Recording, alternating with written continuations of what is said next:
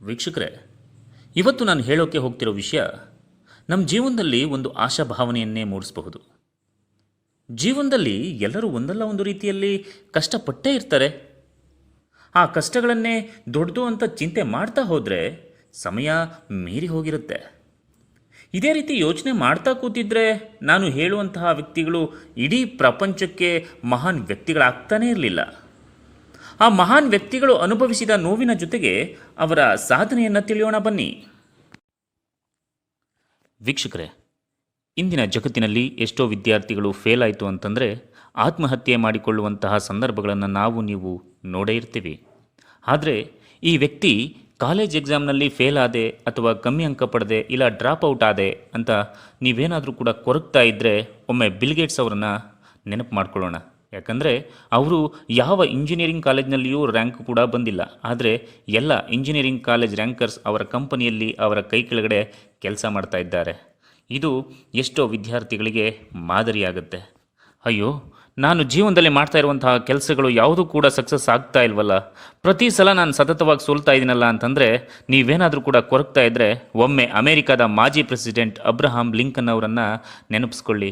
ಯಾಕಂದರೆ ಅವರ ಮಡದಿ ತೀರಿ ಹೋದರು. ನಂತರ ಅವರ ಬಿಸ್ನೆಸ್ ಫ್ಲಾಪ್ ಕೂಡ ಆಯಿತು.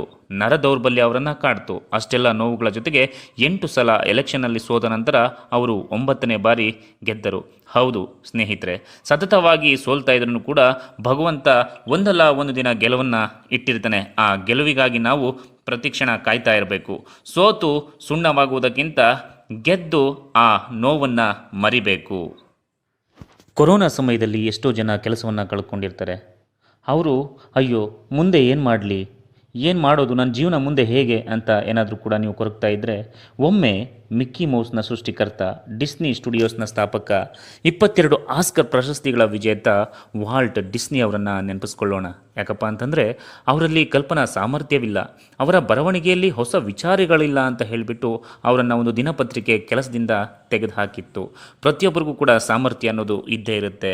ಆ ಸಾಮರ್ಥ್ಯಕ್ಕೆ ತಕ್ಕಂತಹ ವೇದಿಕೆ ಸಿಕ್ತು ಅಂತಂದರೆ ಖಂಡಿತ ಎಲ್ಲರೂ ಕೂಡ ಜೀವನದಲ್ಲಿ ಸಕ್ಸಸ್ ಆಗಬಹುದು. ನನ್ನ ಕೆಲಸವನ್ನು ಯಾರೂ ಕೂಡ ಅಪ್ರಿಷಿಯೇಟೇ ಮಾಡ್ತಾ ಇಲ್ಲ.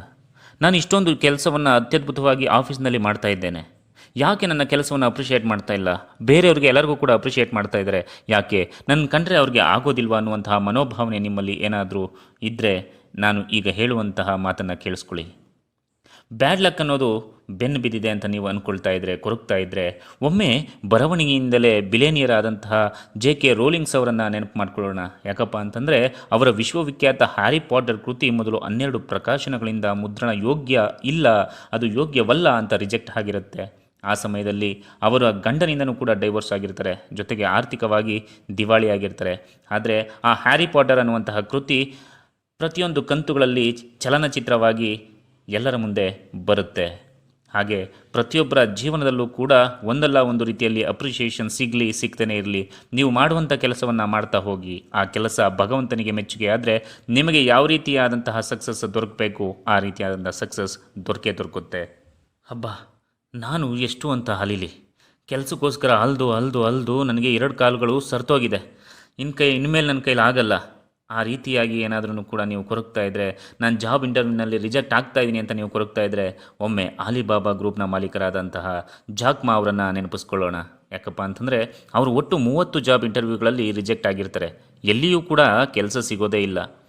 ಎಲ್ಲಿಯೂ ಕೂಡ ಕೆಲಸ ಸಿಗದೆ ಆಲಿಬಾಬಾ ಕಾಮರ್ ಅವರನ್ನು ಏನು ಮಾಡ್ತಾರಪ್ಪ ಅಂತಂದರೆ ಆಚೆ ಕಡೆ ಕಳಿಸ್ತಾ ಇರ್ತಾರೆ. ಕೊನೆಗೆ ಆ alibaba.com ಅನ್ನುವಂಥದ್ದನ್ನು ಪ್ರಾರಂಭಿಸಿ ಇವತ್ತಿನ ದಿನ ಆಲಿಬಾಬಾ ಗ್ರೂಪ್ ಅವರು ಕೋಟಿಗಟ್ಟಲೆ ಸಂಪಾದಿಸಿದ್ದಾರೆ. ಅದಕ್ಕೆ ಹೇಳೋದು ಸ್ನೇಹಿತರೆ, ಜಾಬ್ ಸಿಗಲಿ ಬಿಡಲಿ, ಭಗವಂತ ಪ್ರತಿಯೊಬ್ಬರಿಗೂ ಕೂಡ ದಾರಿ ಅನ್ನೋದನ್ನು ಇಟ್ಟಿರ್ತಾನೆ. ಫಸ್ಟೇ ಗಾದೆ ಇಲ್ವಾ, ಹುಟ್ಟದ ಶಿವ ಉಲ್ಮೇಯಿಸ್ತೇನೆ ಇದನ್ನ ಅಂತ. ಖಂಡಿತ ಪ್ರತಿಯೊಬ್ಬರಿಗೂ ಕೂಡ ಒಂದಲ್ಲ ಒಂದು ಕಾಲ ಬಂದೇ ಬರುತ್ತೆ. ಆ ಕಾಲಕ್ಕೋಸ್ಕರ ಕಾಯಲೇಬೇಕು.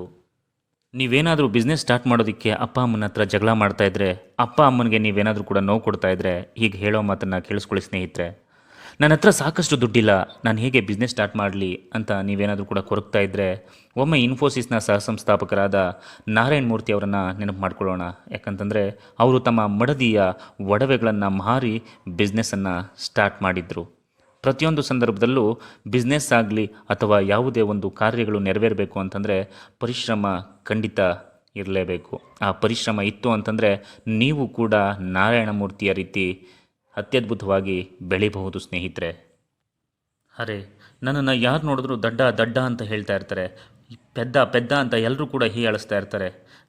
ನನಗೆ ಬೇಡಪ್ಪ, ಈ ಜೀವನನೇ ಸಾಕಾಗಿದೆ, ಇಂಥ ಜನಗಳ ಮಧ್ಯೆ ನಾನು ಯಾವ ರೀತಿಯಾಗಿ ಜೀವಿಸಲಿ ಅಂತ ನೀವೇನಾದರೂ ಕೂಡ ಯೋಚನೆ ಮಾಡ್ತಾ ಇದ್ದರೆ ಈ ಮಾತುಗಳನ್ನು ಒಮ್ಮೆ ಕೇಳಿ.